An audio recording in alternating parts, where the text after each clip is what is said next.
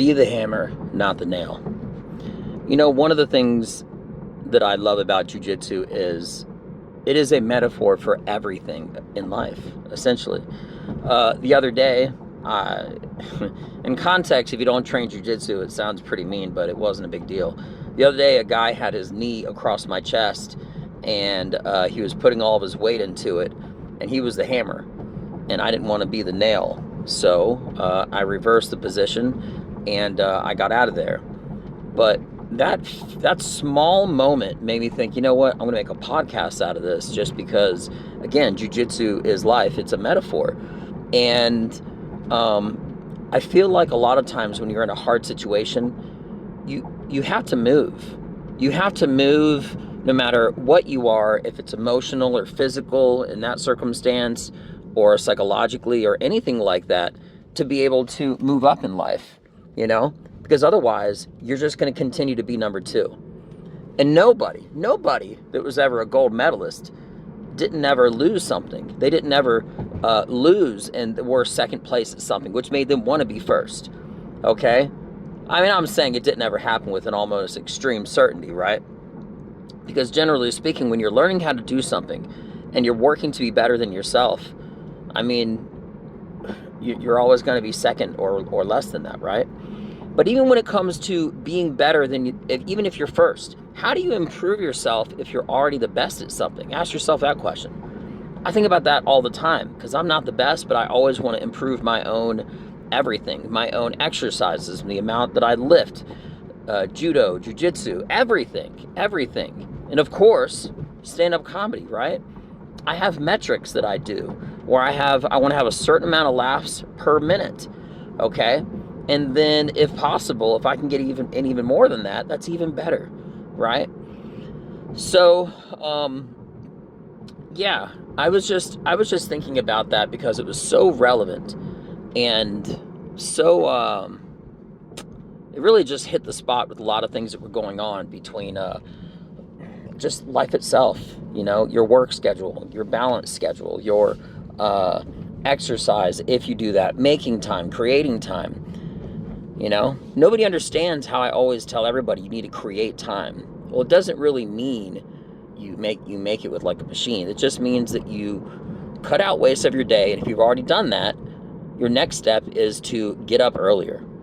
You have to start your day earlier to get what you want, to get what you need into your life. Because your life, it isn't just a matter of going to work and coming home, okay? Your whole life should be like a Rubik's Cube of emotions and goals and objectives. And on one side, the way that your loved ones look at you, okay, is a completely different way than your boss might look at you, than your coworker might look at you, but also that's on the outside looking in. On the inside looking out, you have to have different viewpoints, okay? You got to have your personal ambitions. You got to have your physical health. You got to have your emotional health, your mental health, okay? You got to do all of these things, but you need time to do it, right? So if you cut out waste in your day and you start your morning earlier, you will be creating time. You, as I call it, making time, right? You gotta get these things done. These aren't a maybe. These are the only things that matter the most, right?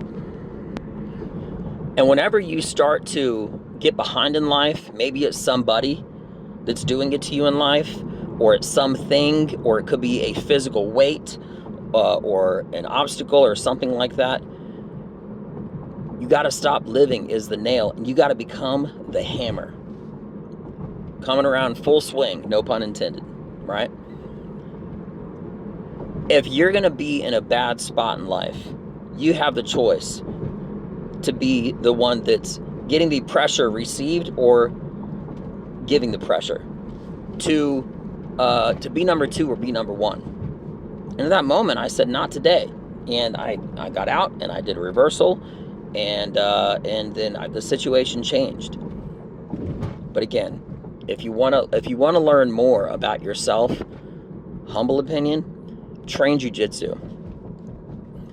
If you want to learn more about how to relax under pressure, train jiu-jitsu. If you want to learn how to defend yourself, train jiu-jitsu.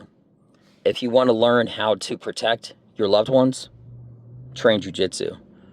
Okay? I know guys that have lost over 100 pounds doing it, and they're essentially killers now. Okay? Because they're also doing something that's not just lifting weights above your head, counting to 10. And I'm not putting down, I'm not saying anything bad against exercising, but you're not ever going to walk into a gym and have a piece of equipment attack you. All right? And almost always, you probably don't have to. What's interesting about jiu-jitsu, not going on a sidebar too much, right, is if an object is heavier and it's on you, almost always you don't have to push it off of you. As long as you know how to do certain framing and changing your body and using your hips and stuff, you could usually almost always, I would say, if not always, get out without even using any of your pushing strength, you know? But anyway, I'm digressing a little bit. I hope everybody has a beautiful day. Be the hammer, don't be the nail. And as always, if something that I said helps you in a point in your life, that's great. For the very least, and as a bonus, this is always a mental note for me of what I got to do, where I got to go, where I'm coming from, and where I'm trying to get at. This has been Well Done. Check me out. Peace.